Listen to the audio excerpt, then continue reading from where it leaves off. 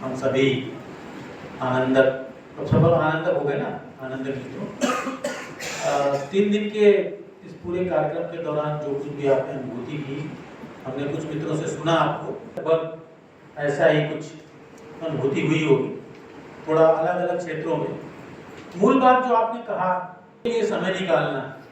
और अपने को देखने के क्रम में जब हम जान पाते हैं कि मेरे जीवन में क्या क्या घटित हुआ है और जो हुआ है उसमें मेरा आनंद कहाँ छुपा हुआ है, तो हमने अपने याद किया मदद को, हमने अपने याद किया क्षमा को। तो हमने देखा कि जब हमने मदद की, जब जब हमने क्षमा किया, तब तब मैं आनंदित हुआ। ठीक वैसे ही देखा कि मैं दुखी कब हुआ, तो जब जब दूसरों ने मुझे दुख पहुंचाया या जब जब मैं अपने मदद या क्षमा के भाव से विलग हुआ, तब तब मैं दुखी हुआ। इतना ही साधारण है कि एक बार अगर हमें ये पता चल जाए कि हमारे सुख और दुख की चाबी कहाँ है। जैसे छोटा बच्चा होता है ना, तो छोटा बच्चा हर चीज को समझना चाहता है, तो देखता है कि आप उसको कोई खिलौना देते हो और वो हिलाता है, उससे आवाज आती है तो खुश होता है, दूसरी बार हिलाता है उससे आवाज आती है तो और खुश होता है।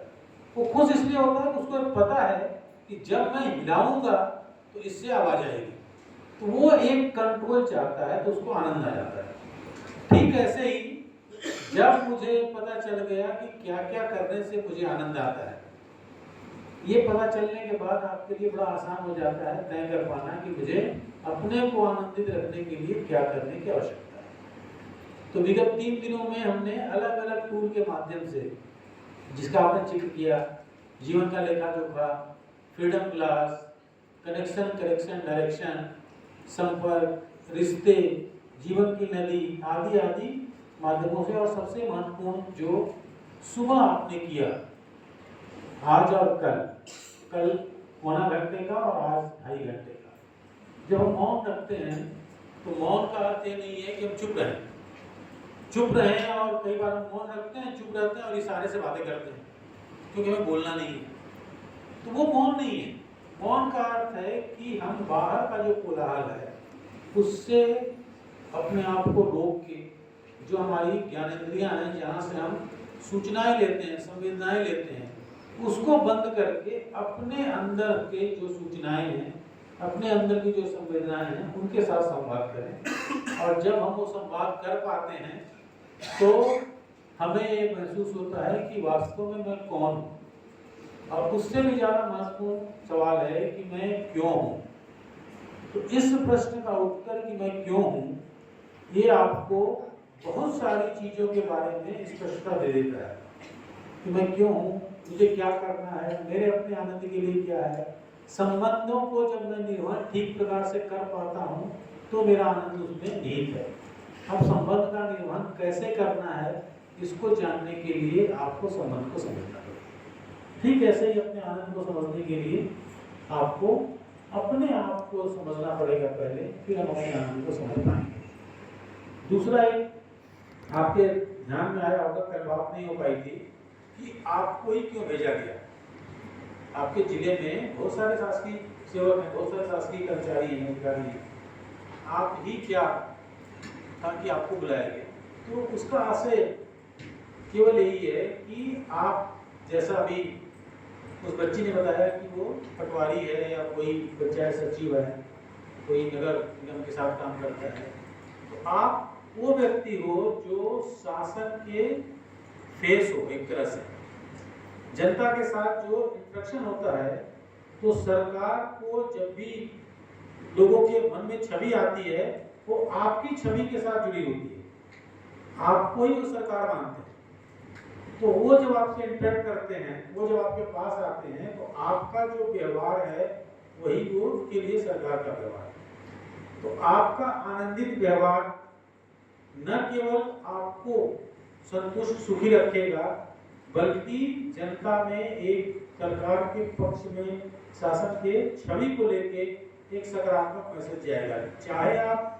योजनाएं सुविधाएं कितनी बढ़ा लीजिए, लेकिन जो शासकीय अधिकारी हैं उनका जनता के साथ अगर सीधा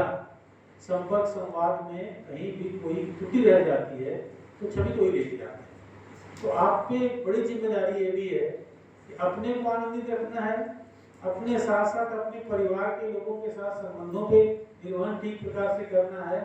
और ये ध्यान रखना है कि जैसे मैंने कहा कि मैं क्यों हूँ, इस प्रश्न का उत्तर अगर आपके पास है तो मैं एक सरकारी अधिकारी भी क्यों हूँ, अपने आप से प्रश्न बोध पूछिए और इसका उत्तर, जो भी उत्तर आपको मिलता है वही आपके व्यवहार निर्धारण का कारक बनेगा। वही ये तय करेगा कि आपके दफ्तर में आने वाले व्यक्ति के साथ हमारा व्यवहार क्या होगा। तो ये अगर हमने कर लिया तब मैं मानूंगा कि ये पूरा कार्यक्रम आपके लिए उपयोगी है। 3 दिन जो हम लोगों ने समय बिताया उसका कोई प्रतिफल हमें मिला है। दूसरी बात, जो अंतिम बात मैं कहूँ तो मैं केवल ये आग्रह करना चाहता हूँ कि जो भी अभ्यास हमने इन 3 दिनों में किया है, इस सत्र में उसका समापन नहीं है। इस सत्र के बाद से उस अभ्यास को आपको स्वयं करना है और अभ्यास करेंगे, निरंतर अपने आप को अल्पविराम देते रहेंगे, रुक के देखेंगे, अपने आप को देख पाएंगे, तभी ये भाव आपके अंदर विकसित हो पाएगा, जागृत हो पाएगा और तभी ये परिवर्तन आ पाएगा। तो मेरा निवेदन है कि इसको जरूर करते रहें। जो भी आपको अनुभूति होती है,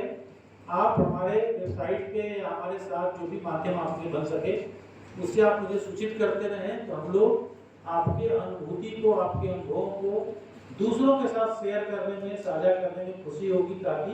उनको भी प्रेरणा मिल सके कि इस तरह से अपने जीवन को आनंदित रखा जा सके। तो धन्यवाद। और विशेष तौर से डॉक्टर राजेश तिवारी जी का, जिन्होंने न केवल इस जिसका जिक्र कर रहे थे कि दीनदयाल शोध संस्थान और राज आनंद संस्थान के मध्य जो समझौता हुआ है, जो एमओयू हुआ है, उसके पूरी रचना करने में, बल्कि इस तरह के कार्यक्रम के आयोजन में